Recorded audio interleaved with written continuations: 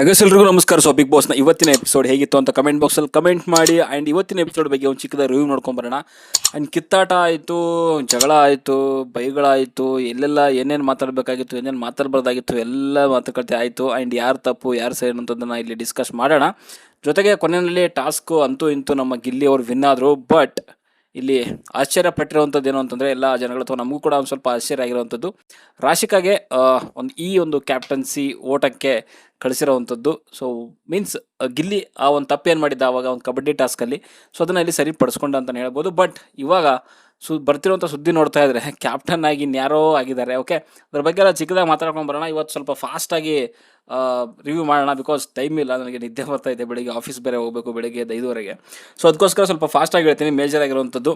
And ಇಲ್ಲಿ episode start ಆಗಿರುವಂಥದ್ದೇನೆ, ಕಾವ್ಯ ಅಲ್ಲಿ ಅಳ್ತಾ ಇರ್ತಾರೆ. ಆ್ಯಂಡ್ ಅಲ್ಲಿ ಮೇಲೆ ಫಸ್ಟ್ ಫ್ಲೋರೆಲ್ಲ ಕೂತ್ಕೊಂಡು, ಸೊ ಮೇ ಬಿ ಅದೇ ಗಿಲ್ಲಿ ಜೊತೆಗೆ ಕೆಲವೊಂದು ಮಾತುಕತೆ ಆಯ್ತಲ್ಲ, ಸೊ ಅದ್ರ ಬಗ್ಗೆ ಬೇಜಾರು ಮಾಡ್ಕೊಂಡು ಅಳ್ತಾ ಇದ್ರು. ಆ್ಯಂಡ್ ಅಲ್ಲಿ ಅಭಿ ಆ್ಯಂಡ್ ಧನು ಕೂಡ ಡಿಸ್ಕಷನ್ ಮಾಡ್ತಾಯಿದ್ರು ಅಬೌಟ್ ಗಿಲ್ಲಿ ಬಗ್ಗೆ, ಗಿಲ್ಲಿ ಉಸ್ತುವಾರಿ. ಆ್ಯಂಡ್ ಅಲ್ಲಿ ಏನು ಕೊನೆಯಲ್ಲಿ ಹೆಡ್ ಡ್ರಾಮಾ ಆಯಿತು, ಸಾರಿ ನಿನ್ನೆ ಒಂದು ಎಪಿಸೋಡ್ ಏನು ಆಯ್ತಲ್ಲ, ಅವನು ಅನೌನ್ಸ್ ಮಾಡಲಿಲ್ಲ ಕರೆಕ್ಟಾಗಿ ಹಾಗೆ ಅಂತ ಅಂದಾಗ ಅಲ್ಲಿ ಹೇಳ್ತಾ ಇದ್ರು ಇಬ್ಬರು, ಮೀನ್ಸ್ ಅವನು ಅಷ್ಟೊಂದೆಲ್ಲ ಮಾತಾಡೋಂಥ ಅವಶ್ಯಕತೆ ಇರಲಿಲ್ಲ, ಸೊ ಡೈರೆಕ್ಟಾಗಿ ಅನೌನ್ಸ್ ಮಾಡಿ ಹೋಗಬೇಕಾಗಿತ್ತು. ಹಾಗೆ ಹೀಗೆ ಸುಮ್ಮನೆ ಧ್ರುವಂತನ ಅಷ್ಟೊಂದೆಲ್ಲ ಹೊಗಳೋದು ಇರಲಿಲ್ಲ ಅನ್ನೋ ರೀತಿಯಲ್ಲಿ.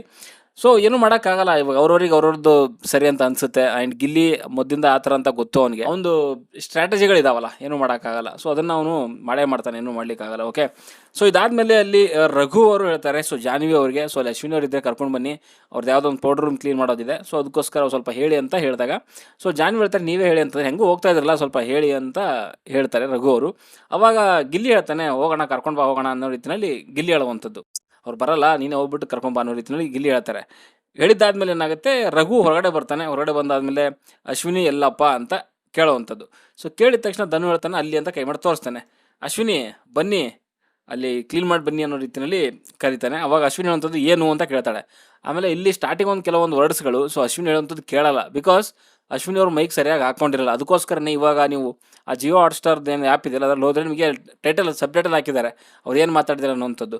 ಸೊ ಇದು ತಪ್ಪಲ್ವಾ, ಮೈಕ್ನ ನೆಟ್ಟಿಗೆ ಹಾಕೋಬೇಕು ತಾನೆ, ಅದನ್ನು ಇನ್ನೊಂದು ತಪ್ಪು. ಮತ್ತೆ ಹಂಗೆ ನೋಡೋಕೆ ಹೋದ್ರೆ ರೂಲ್ಸ್ ಬ್ರೇಕ್ ಅದು. ಓಕೆ, ಸೊ ಅಲ್ಲಿ ಸಬ್ಟೈಟಲ್ ಹಾಕಿದ್ದಾರೆ. ಸೊ ಅಶ್ವಿನಿ ಏನು ಅಂತ ಕೇಳ್ತಾರೆ. ರಘು ಹೇಳುವಂಥದ್ದು ಏನಂತಂದರೆ, ನಿಮ್ಮದು ಒಂದು ಪೆಂಡಿಂಗ್ ಇದೆ, ಬನ್ನಿ ಕ್ಲೀನ್ ಮಾಡಿ ಅಂತ ಹೇಳ್ತಾರೆ. ಅಶ್ವಿನಿ ಹೇಳುವಂಥದ್ದು ಮಾಡ್ತೀನಿ, ಬ್ಯಾಕ್ ಪೇನ್ ಇದೆ, ಸೊ 10 ನಿಮಿಷ ಬರ್ತೀನಿ ಅಂತ ಹೇಳ್ತಾರೆ. ಅವಾಗ ರಘು ಹೇಳುವಂಥದ್ದು 10 ನಿಮಿಷದಲ್ಲಿ ಬ್ಯಾಕ್ ಪೇನ್ ಹೋಗುತ್ತಾ ಅಂತ ಹೇಳ್ತಾರೆ. ಹೋದರೆ ಬರ್ತೀನಿ ಅಂತ ಇವ್ರು ಹೇಳ್ತಾರೆ. ಸೊ ಅಲ್ಲಿ ರಘು ಸ್ವಲ್ಪ ವಾಯ್ಸ್ ಸ್ವಲ್ಪ ಜೋರಾಗುತ್ತೆ. ಹೋಗೋದಲ್ಲ, ಬಂದು ಮಾಡಿ ಅನ್ನೋ ರೀತಿಯಲ್ಲಿ ಹೇಳ್ತಾನೆ. ಅವಾಗ ಅಶ್ವಿನಿ ಹೇಳುವಂಥದ್ದು ಈಗಾಗಲ್ಲ, ಬ್ಯಾಕ್ ಪೇನ್ ಇದೆ, 10 ನಿಮಿಷ ನಂಗೆ ಟೈಮ್ ಬೇಕು ಅನ್ನೋ ರೀತಿಯಲ್ಲಿ ಮಾತುಕತೆ ನಡೆಯುತ್ತೆ. ಆಮೇಲೆ ಸ್ವಲ್ಪ ಅವ್ರು ಜೋರಾಗಿ ಹೇಳ್ತಾರೆ ಆ ಟೈಮಲ್ಲಿ, ಬ್ಯಾಕ್ ಪೇನ್ ಇದೆ ಬರೋ ಟೈಮ್. ಅವಾಗ ರಘು ಹೇಳುವಂಥದ್ದು ಅದನ್ನೇ ನೆಟ್ಟಿಗೆ ಹೇಳಿ, ಕೈ ಎಲ್ಲ ಯಾಕೆ ತೋರಿಸ್ತೀರಾ ಅಂತ ರಘು ಕೇಳುವಂಥದ್ದು. ಅಂದರೆ ಅಶ್ವಿನಿ ಅವ್ರು ಸ್ವಲ್ಪ ಹಿಂಗೆ ತಿರುಗಿ ಕೈ ತೋರಿಸ್ಬಿಟ್ಟು ಹಿಂಗೆ ಹೇಳ್ತಾರೆ. ಸೊ ಅದು ಅವನಿಗೆ ರಘುಗೆ ತೊಗೊಳ್ಳಿಕ್ಕಾಗಿಲ್ಲ, ಅದು ನೆಟ್ಟಿಗೆ ಹೇಳಿ ಕೈಯೆಲ್ಲ ಯಾಕೆ ತೋರಿಸ್ತೀರಾ ಅಂತ ಅವಾಗ ಶುರು ಆಗುವಂಥದ್ದು. ಸೊ ಅಲ್ಲಿಂದ ಏನಾಗುತ್ತೆ ಅಂದರೆ, ಅಶ್ವಿನಿ ಅವ್ರದ್ದು ಏನಾಯಿತು, ಇಬ್ಬರದ್ದು ಕೂಡ ಆ ಕೈ ತೋರಿಸ್ಬೇಡಿ ಅಂತ ಇವರು, ನಾನೆಲ್ಲಿ ತೋರಿಸಿದೆ ಅಂತ ಇವರು. ಸೊ ಇಲ್ಲಿ ಏನಾಯಿತು, ಒಂದಕ್ಕೊಂದು ಮಾತು ಬೆಳೆದನಾಯಿತು. ಸೊ ರಘು ಆ್ಯಟಿಟ್ಯೂಡಲ್ಲಿ ಕ್ಲಾಶ್ ಆಯಿತು ಅಂತ ಹೇಳ್ಬೋದು. ರಘುಗೆ ಒಂದು ಕೋಪ ಏನು ಅಂತಂದರೆ, ಈ ಒಮ್ಮಂಗೆ ಎಷ್ಟು ಹೇಳಿದ್ರು ಕೂಡ ಮಾಡ್ತಾ ಇಲ್ವಲ್ಲ, ಸುಮ್ಮನೆ ಏನೋ ಒಂದು ರೀಸನ್ ಹೇಳ್ತಾರೆ ಅಂತ ಇವನಿಗೆ. ಅಥವಾ ಅಶ್ವಿನಿಗೆ ನಿಜವಾಗ್ಲೂ ಬ್ಯಾಕ್ ಪೇನ್ ಇತ್ತೇನೋ ಗೊತ್ತಿಲ್ಲ, ಬಟ್ ಇವ್ರಿಗೆ ಇಷ್ಟು ಹೇಳಿದ್ರು ಕೂಡ ಅವ್ನು ಬಿಡ್ತಾ ಇಲ್ವಲ್ಲ, ಈಗ 10 ನಿಮಿಷ ಆದಮೇಲೆ ಹೋಗುತ್ತೇನೋ ಆಗುತ್ತೆ, ಇದು ಅವ್ರಿಗೂ ಕೂಡ ಬಂದಿದೆ. ಓಕೆ, ನಾನು ಪ್ರಾಬ್ಲಮ್ ಏನು ಗೊತ್ತಾ, ಇಲ್ಲಿ ಅವ್ರವ್ರ ಕೆಲಸನ ಆಯಾ ಟೈಮಿಗೆ ಮಾಡಿ ಮುಗಿಸಿದ್ರೆ ಹೋಗುತ್ತೆ. ಬಟ್ ಇವ್ರು ಏನು ಮಾಡ್ತಾರೆ ಅಂತಂದರೆ, ಅದನ್ನ ಆಮೇಲೆ ಮಾಡೋಣ ಅಂತ ಲೇಜಿನೆಸ್ಸು. ಇವಾಗ ಏನು ರಘುಗೆ ಏನು ಅನಿಸ್ತಂದ್ರೆ, ಬರೀ ಇವ್ರು ಬೇಕು ಅಂತಲೇ ಸುಳ್ಳು ಹೇಳ್ತವ್ರೆ ಅಂತ ಅನ್ಸುತ್ತೆ. ಸೊ ಅದಕ್ಕೋಸ್ಕರ ನಾವು ನಂಗೆ ಹೇಳ್ದ. ಆಮೇಲೆ ಇವ್ರು ನಿಜವಾಗ್ಲೂ ಬ್ಯಾಕ್ ಪೇನ್ ಇದ್ರೆ ಇವ್ರಿಗೆ ನೋವಾಗುತ್ತೆ. ಆ ಒಂದು ನೋವೇನಾಗಿತ್ತು, ಜಗಳಕ್ಕೆ ಕ್ಲಾಶ್ ಆಗೋಯ್ತು ಅಷ್ಟೇ. ನೋಡಿದ್ದೀನಿ ಏನು ಕಿತ್ತಾಕಿದ್ದೀರಾ ಅಂತ ಒಂದು ಮಾತು ಬರುತ್ತೆ. ಇದು ಆ್ಯಕ್ಚುಲಿ ರಘು ಕಡೆಯಿಂದ ಆಗಿರುವಂಥ ತಪ್ಪು. ಬಿಕಾಸ್ ಅಲ್ಲಿ ಅಶ್ವಿನಿ ಅವರು, ಸೊ ನಾವು ನೋಡಿದ್ದೀವಿ ನೀವು ಮಾಡೋವಂಥದ್ದು ಹೇಳಿದಾದ್ಮೇಲೆ, ಸೊ ನಾವು ನೋಡಿದ್ದೀವಿ ಏನು ಕಿತ್ತಾಕಿದ್ರೆ 8 ವಾರದಿಂದ ಅನ್ನುವಂಥದ್ದು ಅಂತ ಅಂದಾಗ, ಸೊ ನೀವು ಸರಿಯಾಗಿ ಮಾಡಿದ್ದೀರ ಅಂತ ಅಶ್ವಿನಿ ಕಡೆಯಿಂದ. ಮಾಡಿದ್ದಕ್ಕೆ ತಾನೇ ಅಲ್ಲಿ ಕೊಟ್ಟಿರುವಂಥದ್ದು ಫೋಟೋ ಕಾಣಿಸ್ತಾ ಇಲ್ವಾ ಅಂತ ಇಲ್ಲಿ. ಅವಾಗ ಅಶ್ವಿನಿ ಹೇಳುವಂಥದ್ದು ಆ ವರ್ಡ್ ನಿಮಗೆ ಸೂಟ್ ಆಗುತ್ತೆ ಅನ್ನೋ ರೀತಿಯಲ್ಲಿ ಒಂದು ಮಾತು ಹೇಳ್ತಾರೆ, ಅದೇ ಯಾವುದು ಕಿತ್ತಾಕ್ತೀರ ಅನ್ನುವಂಥದ್ದು. ಇದಾದಮೇಲೆ ಅಶ್ವಿನಿ ಹೇಳ್ತಾರೆ. ಇಷ್ಟೆಲ್ಲ ಆದಮೇಲೆ ಏನು ಮಾಡ್ತಾರೆ, ಅಶ್ವಿನಿ ಅವರು ಮಾಡಲ್ಲ ಹೋಗ್ರಿ ಅಂತ ಸ್ವಲ್ಪ ಜೋರಾಗಿ ಹೇಳ್ತಾರೆ. ಅವಾಗ ರಘು ಹೇಳುವಂಥದ್ದು ಏನು ಅಂತಂದರೆ, ಮಾಡ್ಕೋಬೇಡ ಹೋಗು ಅಂತ ಹೇಳ್ತಾರೆ. ಸೊ ಇಲ್ಲಿ ಸಿಂಗಲ್ ವರ್ಡ್ ಯೂಸ್ ಮಾಡಿದ್ದಾದ್ಮೇಲೆ ಅಶ್ವಿನಿ ಅವರು ಫುಲ್ ರೋಚಿಗೆ ಹೇಳ್ತಾರೆ. ಅಲ್ಲಿಂದ ಕಿತ್ತಾಟ ಶುರು ಆಗುತ್ತೆ. ಯಾವ್ಯಾವ ಪದಗಳೆಲ್ಲ ಯೂಸ್ ಮಾಡಿದ್ದೀರಿ ಅಂತ ನಿಮಗೆ ಗೊತ್ತಿದೆ, ನಾನು ಅದನ್ನು ತೀರಾ ವಿಸ್ತಾರವಾಗಿ ಹೇಳೋವಂಥ ಅವಶ್ಯಕತೆ ಇಲ್ಲ ಅನ್ಕೊತೀನಿ. ಅಲ್ಲಿ ಅಶ್ವಿನಿ ಕಡೆಯಿಂದ ಬಂತು, ನೀನು ಯಾರಲ್ಲೇ, ಯಾರೋ ನೀನು ಅಂತ ಅನ್ನಕ್ಕೆ ನೀನು ಯಾವನೋ, ಹೋಗೋ ನೀನು ತಾನು ಅಂತ, ನಿಮ್ಮ ಮನೇಲಿ ಮಾತಾಡ್ಕೋ, ನಮ್ಮ ಹತ್ರ ಮಾತಾಡ್ಕೋಬೇಡ ಅಂತ ಇವರು, ಕೈ ತೋರಿಸ್ಬೇಡ ಅಂತ ಅವರು, ನೀನು ಯಾವಳೆ ಹೋಗೆ, ಇಷ್ಟೆಲ್ಲ ಕಿತ್ತಾಟ ಶುರು ಆಯಿತು. ಸೊ ಅದಾದಮೇಲೆ ಇಬ್ಬರದು ಕೂಡ ಫೈಟ್ಗಳು. ಇವರು ಅಶ್ವಿನಿಗಳನ್ನು ಸ್ಟಾರ್ಟಿಂಗಲ್ಲಿ ಏನೋ ರಘು ಅಂದ ಒಂದು 2-3 ಪದ ಓಕೆ, ಬಟ್ ಅಶ್ವಿನಿ ಅವ್ರು ಯಾವ ರೇಂಜಿಗೆ ಹೋಗಿದ್ರು ಅಂತಂದರೆ, ಅಲ್ಲಿ ಕೇಳಿಸ್ಕೋಬೇಕು ಆಗಬಾರ್ದು ಆ ರೇಂಜಿಗೆ ಸರಿಯಾಗಿ ಹಾಕೊಂಡು ಹೋಗಿದ್ರು. ಅದಾದಮೇಲೆ ಬಿಗ್ ಬಾಸ್ ಅವ್ರ ಹತ್ರ ಹೋಗಿ ಅಪೀಲ್ ಮಾಡಿದ್ರು. ಬಿಗ್ ಬಾಸ್ ನೀವು ಬರಲೇಬೇಕು, ಅರ್ಧ ಇದರಲ್ಲಿ ಮಧ್ಯಸ್ಥಿಕೆ ವಹಿಸಲೇಬೇಕು. ಸೊ ಹೆಣ್ಮಕ್ಳಿಗೆ ಹೆಂಗೆ ಸಿಕ್ಕಂಗೆ ಮಾತಾಡ್ತಾವ್ರೆ, ಹೆಸರುಗಳು ಕೊಡ್ತಿದ್ದಾರೆ, ಕೆಲವು ವ್ಯಕ್ತಿಗಳೆಲ್ಲ ಸೇರ್ಕೊಂಡಿಲ್ಲಿ ಇದನ್ನು ಅನ್ಸ್ಕೊಳ್ಳೋಕ್ಕೆ ಬಂದಿರೋಂಥದ್ದು ನಾವು ನಮ್ಗೆ ಆಚೆ ಕಳಿಸಿ ಹಾಗೆ ಹೀಗೆ ಎಲ್ಲ ಮಾತಾಡಿದ್ರು. ಸ್ಟಾರ್ಟಿಂಗ್ ಪಾಯಿಂಟ್ ಇಲ್ಲಿ ಅವ್ನು ಕರೆದ ಹೋಗಿದ್ದಿದ್ರೆ ಬೆಟ್ರ್ ಆಗೋದಿಲ್ಲ. ರಘು ಅವರೇ ದಯವಿಟ್ಟು ಒಂದು 10 ನಿಮಿಷ ಟೈಮ್ ಕೊಡಿ, ಬಿಕಾಸ್ ನಂಗೆ ಬ್ಯಾಕ್ ಪೇನ್ ಆಗ್ತಾ ಇದೆ, ಸ್ವಲ್ಪ ಅರ್ಥ ಮಾಡ್ಕೊಳ್ಳಿ ಅಂತ ಹೇಳಿದಿದ್ರೆ ಮುಗ್ದೋಗಿರೋದು.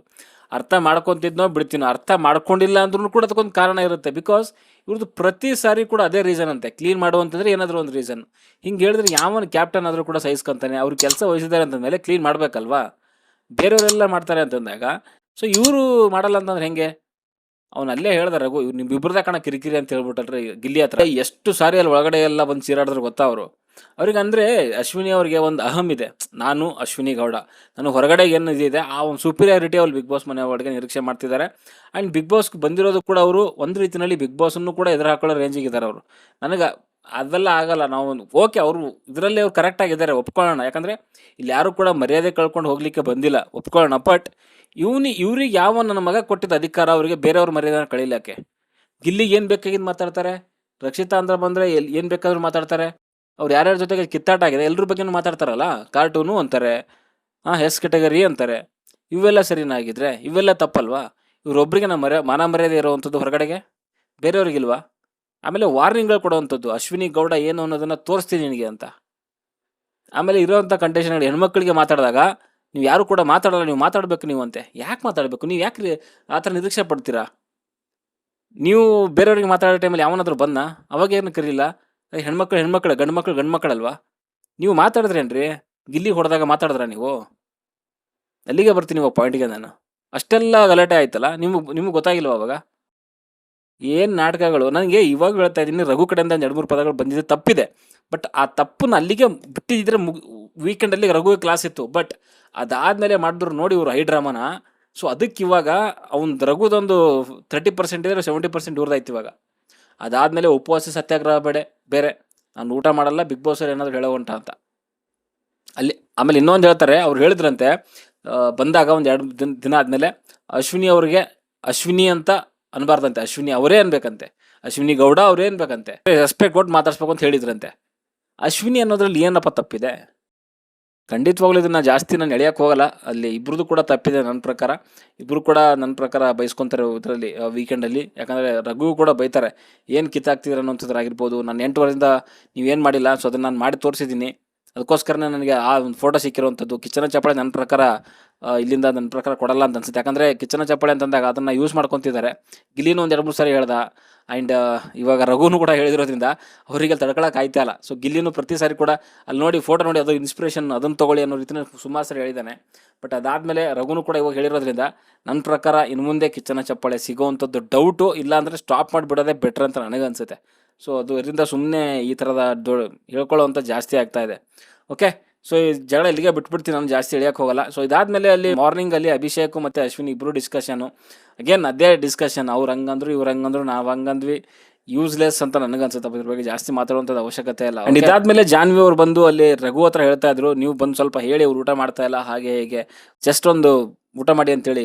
ಅಂದರೆ ರಘು ಅಂತಲ್ಲ, ಕ್ಯಾಪ್ಟನ್ ಆಗಿ ಆದರೂ ಹೇಳಿ ಅನ್ನೋ ರೀತಿಯಲ್ಲಿ ಹೇಳ್ತಾ ಇದ್ರು. ಗಿಲ್ಲಿ ಒಂದು ಮಾತು ಹೇಳ್ದ, ತಲೆ ಕೆರಿತಿದ್ಯಾ ಅಂತಂದರೆ ನೀನು ಯಾಕೋ ಹೋಗಂಗೆ ಕಾಣಿಸ್ತೀಯಾ, ಗಡ್ಡ ಕೆರೆದಿದ್ರೆ ಹೋಗಲ್ಲ ಅಂತ ಗೊತ್ತಿತ್ತು, ಬಟ್ ತಲೆ ಕೆರಿತಿದ್ದೆ ಅಂದರೆ ಪಕ್ಕ ನೀನು ಹೋಗ್ಬಿಟ್ಟು ಹೇಳ್ತೀಯ ಅನ್ನೋ ರೀತಿಯಲ್ಲಿ ಹೇಳ್ತಿದ್ದ ಅವನು.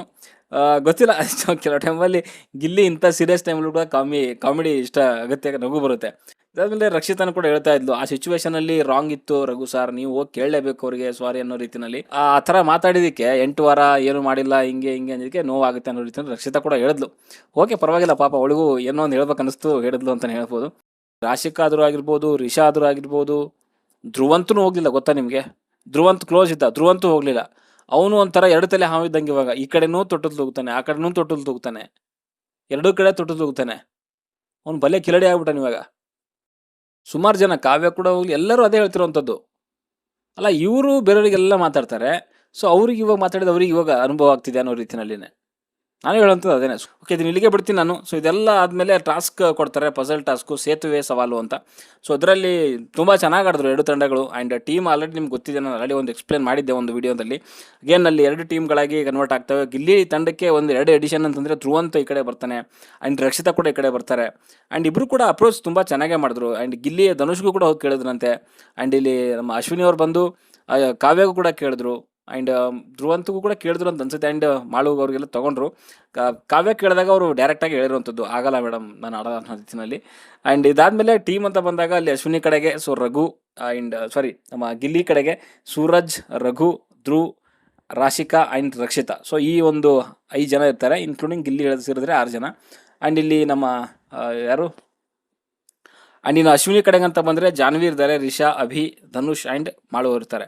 ಸೊ ಎರಡೂ ತಂಡಗಳು ಒಂದು ರೇಂಜಿಗೆ ಚೆನ್ನಾಗಿದ್ದಾವೆ ಅಂತಲೇ ಹೇಳ್ಬೋದು. ಒಂದು ಅಡ್ವಾಂಟೇಜ್ ಆಗಿರುವಂಥದ್ದು ಏನು ಅಂತಂದರೆ ಈ ಕಡೆಗೆ ನಮ್ಮ ರಕ್ಷಿತಾ ಇರೋವಂಥದ್ದು. ಸೊ ಗಿಲ್ಲಿ ತಂಡಕ್ಕೆ ಸ್ವಲ್ಪ ವೇಟ್ ಕಡಿಮೆ ಅಂತಲೇ ಹೇಳ್ಬೋದು.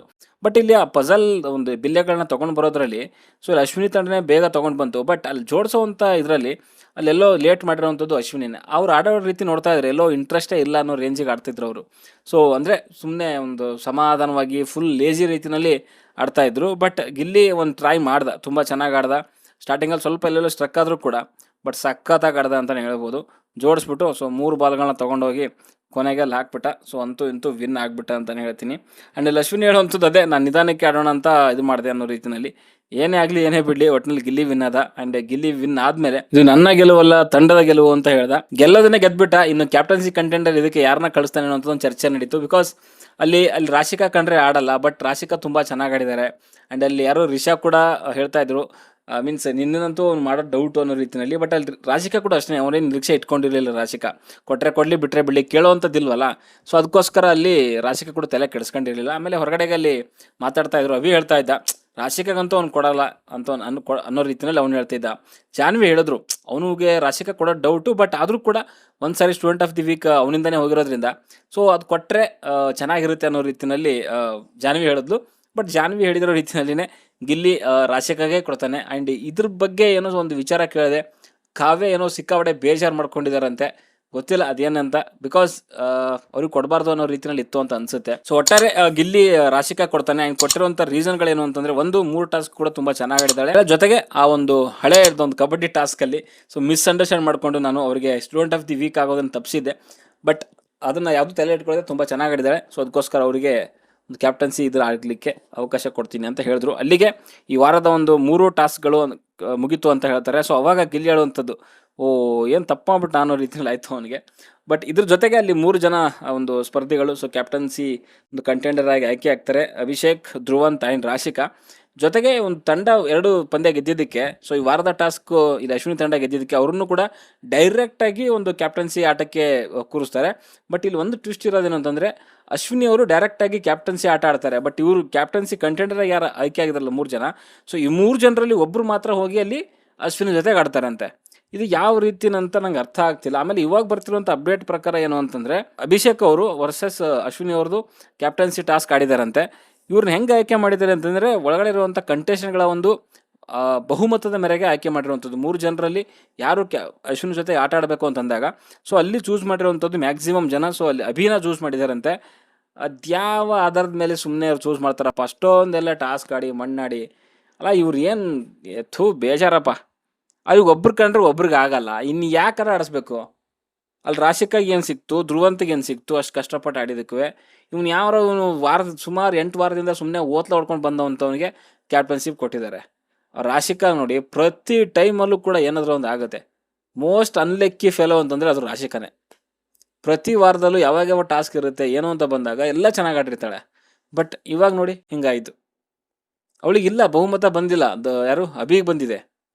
ಇಲ್ಲಿ ನೋಡಿ ಒಂದು ಆಶ್ಚರ್ಯ ಆಗಿದ್ದು ಅಂತ ಏನಂತಂದರೆ, ಅಲ್ಲಿ ಯಾರು ನಮ್ಮ ಕಾವ್ಯ ಅವರು ಸೊ ರಾಶಿಕನ ಹಾಕೋದು ಬಿಟ್ಬಿಟ್ಟು ಅಪೋಸಿಟ್ ಅಲ್ಲಿ ಟೀಮಲ್ಲಿದ್ದಂಥ ಅಭಿಷೇಕ್ಗೆ ಹಾಕ್ತಾಳೆ. ಅಂದರೆ ಇದರಲ್ಲಿ ಗೊತ್ತಾಗುತ್ತೆ ಖಂಡಿತವಾಗ್ಲೂ ಗಿಲ್ಲಿ ರಾಶಿಕಾ ಕೊಟ್ಟಿರುವಂಥದ್ದು ಜಲಸ್ ಕಾಡ್ತಾ ಇದೆ. ಸೊ ಇಷ್ಟಿದ್ದಂಥದ್ದು ಸೊ ಇವತ್ತಿನ ಎಪಿಸೋಡ್ ರಿವ್ಯೂ. ಖಂಡಿತವಾಗ್ಲೂ ನನಗೆ ಗೊತ್ತಿದೆ, ನಿದ್ದೆ ಬರ್ತೈತೆ ನನಗೆ. ಸೊ ಅಷ್ಟು ಸರಿಯಾಗಿ ರಿವ್ಯೂ ಬಂದಿಲ್ಲ ಅಂತ ಗೊತ್ತು, ದಯವಿಟ್ಟು ಕ್ಷಮಿಸಿ. ಸೊ ಇವತ್ತಿನ ಎಪಿಸೋಡ್ ರಿವ್ಯೂ ಅಷ್ಟು 100% ಪರ್ಫೆಕ್ಟಾಗಿ ಕೊಟ್ಟಿಲ್ಲ ಅನ್ಕೊತೀನಿ. ಸೊ ಬಿಕಾಸ್ ನಿದ್ದೆ ಎಳಿತಾ ಇತ್ತು ಹಂಗೆ, ನೀವು ಎಡಿಟ್ ಮಾಡಿ ಅಪ್ಲೋಡ್ ಮಾಡಿ ಮಾಡಬೇಕು. ಒಂದಿನ ಸ್ವಲ್ಪ ಅಡ್ಜಸ್ಟ್ ಮಾಡ್ಕೊಳ್ಳಿ ಅಂತ ಹೇಳ್ತೀನಿ. ಓಕೆ, ನಿಮ್ಮ ಅನಿಸಿಕೆ ಅಭಿಪ್ರಾಯನ ಕಮೆಂಟ್ ಬಾಕ್ಸಲ್ಲಿ ತಿಳಿಸಿ. ಬಾಯ್ ಬಾಯ್.